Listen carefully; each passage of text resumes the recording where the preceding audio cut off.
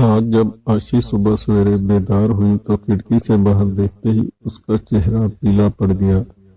ارے تم کہاں چلے گئے ہو؟ کل تک تو یہاں ہی تھے۔ اتنے مہینوں سے ہر صبح دونوں کو دیکھنا اس کی عادت بن گئی تھی، اور آج جب دونوں اپنی جگہ پر نہیں تھے تو آشی کو کچھ خالی سا محسوس ہو رہا تھا۔ ہر صبح وہ دونوں سامنے نظر آتے تو آشی پرجوش ہو جاتی، اس کی سانسوں میں خوشبو آتی تھی، ذہن ایک حیرت انگیز خوشی محسوس کرنے لگتا، اور سب سے اہم بات یہ ہے ان سب کا اس کے دل اور دماغ پر مثبت اثر پڑتا اور قلم خود بخود لکھنے لگتا۔ نہ جانے ان نرگس کے پھولوں میں کیا جادو تھا، اسے دیکھ کر ہی آشی کا دماغ پریشان ہو جاتا۔ شاید اس میں بھی لامحدود محبت بھری ہوئی تھی۔ آخرکار اس نے یہ پاٹ آشی کو اس کی سالگرہ کے تحفے پر دیا تھا۔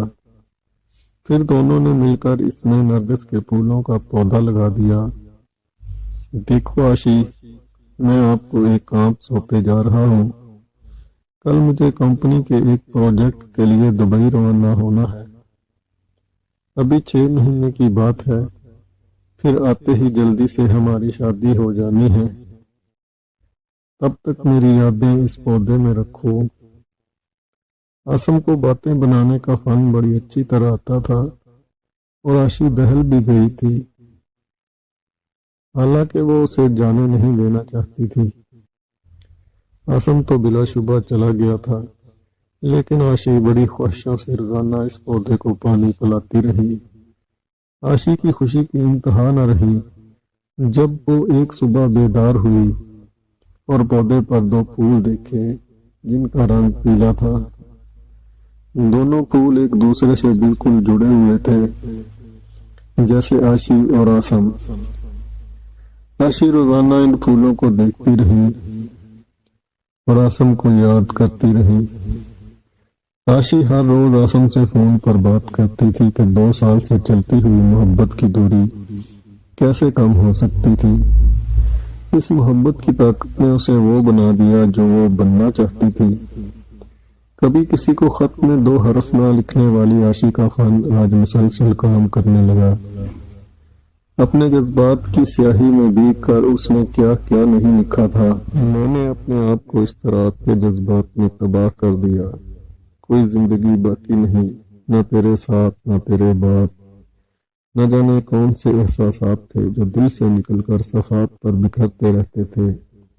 جب بھی اسے ایسا لگتا، آشی قلم اور کاغذ لے کر کھڑکی کے پاس بیٹھ جاتی اور نرگس کے ان پھولوں کو دیکھتی۔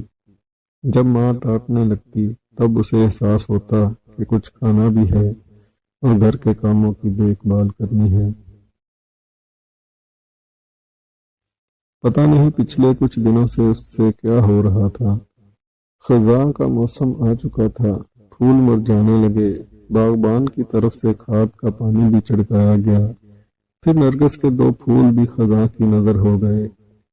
آشی اب ڈر سی گئی، خدا جانے کیا ہو جائے۔ آشی نے آسم کو فون پر بتایا تو وہ بہت ہنسا، پھر بولا خزاں گزرنے دو، سب ٹھیک ہو جائے گا۔ آشی کو اب بھی یقین نہیں آ رہا تھا۔ اب تو بہار بھی پھیلنے لگی ہے، چاروں طرف میٹھی ہوا چلنے لگی، لیکن آشی کو پھر بھی کچھ ٹھیک نہیں لگ رہا تھا۔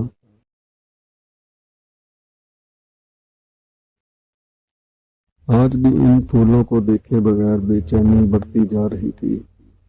آشی قلم اور کاغذ پھینک کر باہر نکل آئی تھی اور گملے کے گرد گھومنے لگی تھی۔ سمجھ نہیں آ رہا تھا کہ کیا ہو رہا ہے۔